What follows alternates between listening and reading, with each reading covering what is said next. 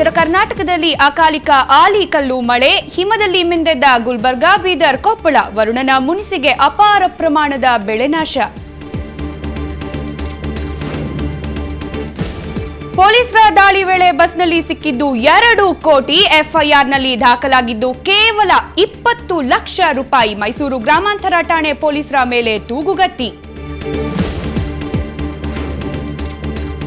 ವೈದ್ಯರ ಎಡವಟ್ಟಿನಿಂದ ಮಕ್ಕಳ ಭಾಗ್ಯಕ್ಕೆ ಕುತ್ತು, ಹೊಟ್ಟೆಯಲ್ಲೇ ಮಗು ಸತ್ತಿದ್ರೂ ಪತ್ತೆ ಹಚ್ಚದ ಡಾಕ್ಟರ್, ತಾಯ್ತನವನ್ನೇ ಕಳೆದುಕೊಂಡ ಮಂಡ್ಯ ಮಹಿಳೆ.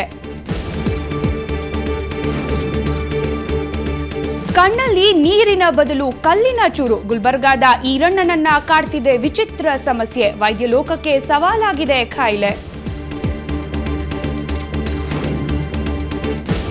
ರಾಘವೇಂದ್ರ ಸ್ವಾಮಿ ಸನ್ನಿಧಿಯಲ್ಲಿ ಪಟ್ಟಾಭಿಷೇಕ ಕಾರ್ಯಕ್ರಮ, ಮಂತ್ರಾಲಯದಲ್ಲಿ ಗುರುಭಕ್ತಿ ಉತ್ಸವದ ಸಂಭ್ರಮ. ಸ್ವರ್ಣ ಕವಚವುಳ್ಳ ರಾಯರ ಪಾದುಕೆಗೆ ವಿಶೇಷ ಪೂಜೆ.